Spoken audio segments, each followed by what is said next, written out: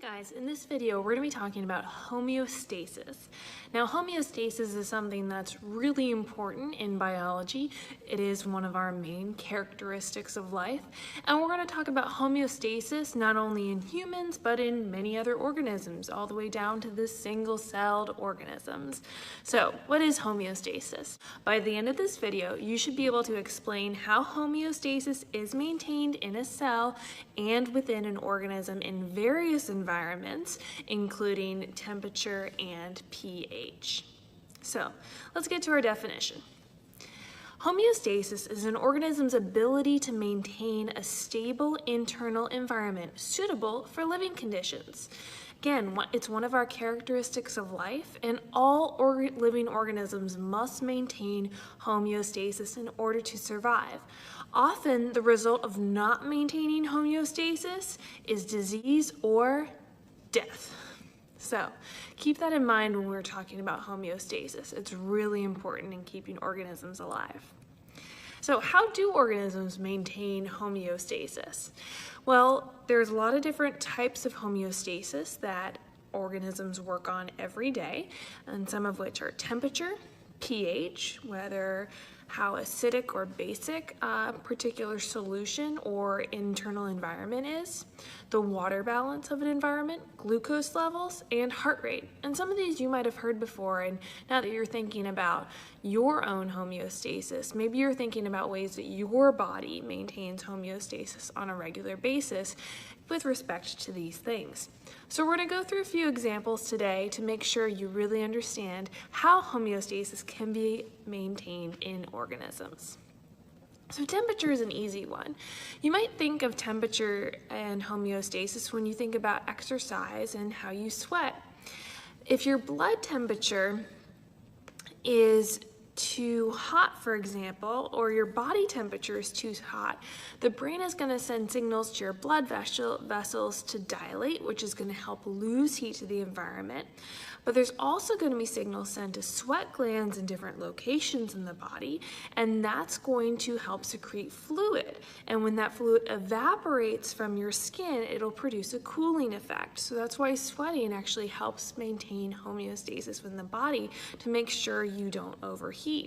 If you don't cool down enough, or if you get too hot, certain proteins in your body could end up unfolding or denaturing, and then that could make them lose their function, and then you can have lots of other negative side effects, including heat exhaustion, heat stroke, death, and all of this is related to those proteins in your body not being able to function the way they normally do. Now, the opposite of sweating sometimes is considered shivering, which is another way the body maintains homeostasis with respect to temperature. And this is when our blood temperature falls too low, and we're going to get specialized neurons in the brain, specialized cells in the brain, sending signals to our arteries to constrict, which is going to limit heat loss. And then sometimes our muscles can create these small movements, which creates warmth by expending energy. And again, if our body gets too cold, a lot of our essential bodily functions slow down or even stop, which can lead to death. So it's really important to maintain homeostasis with respect to temperature. Now, there's some organisms that we might know as cold-blooded, but we also call them ectotherms. And these are organisms that rely much more on the environment to maintain their temperature. So these are organisms like reptiles, for example, that have to live or move to warmer environments. Think of like a lizard or a snake going into the sun in order to make sure it's maintaining that internal temperature that it needs to survive. Now, we do a much better job of regulating that internally because we are endotherms, but certain of these ectotherms need to rely on the environment, and they need to take action in order to maintain homeostasis overall. Now let's talk about water regulation. Now, this is a big part of homeostasis for many organisms, including unicellular organisms or single cellular organisms. So things like amoebas will have to regulate how much water goes in or out of the cells.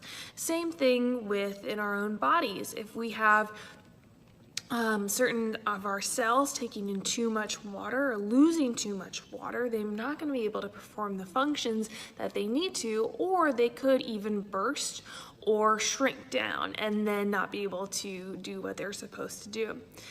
Some ways that other organisms maintain the amount of water that they need to are through special regulatory cells. Now what we're looking at in this picture here are two guard cells that create an opening called a stomata or called a stoma in plants. And so this is how plants regulate water and water loss. Now they need to open these pores to let certain gases in order to do photosynthesis, but they can also lose water when those pores are open. So if they need to regulate their water, they can close those cells. Those guard cells will move and the holes will be closed, and then the plant can help maintain the minimum amount of water that it needs so it does not die. Another way organisms maintain homeostasis is through regulation of pH.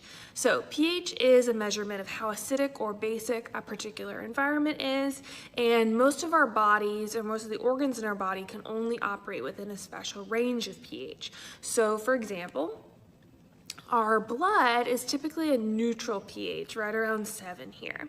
But if our blood's pH gets out of this range, there's proteins in the blood that may not function, and lots of important processes could shut down, yada yada, disease, death. You guys get the idea by now. And so usually we have buffers that help us maintain a constant pH in our blood. But sometimes the body needs extra help. So sometimes the kidneys help remove these bases from our blood if our body gets too basic.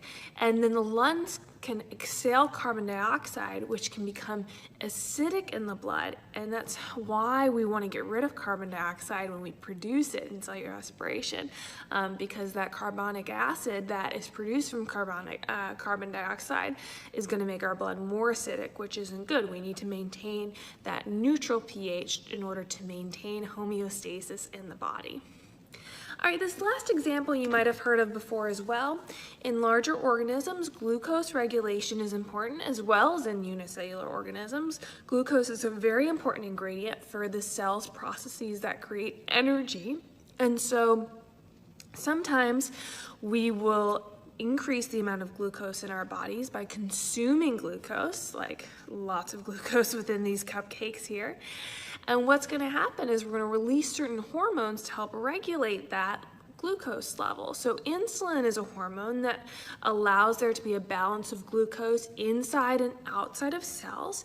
And so it'll take in the glucose that we need and then help us get rid of the glucose or store the glucose that we don't need in that moment.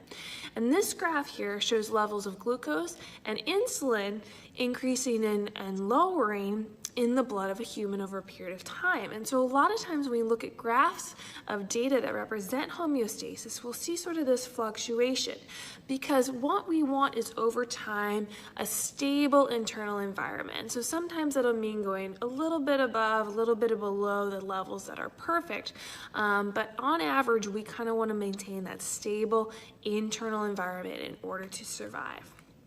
All right, that's my last example of homeostasis for right now. Think of what other ones you can come up with in other organisms.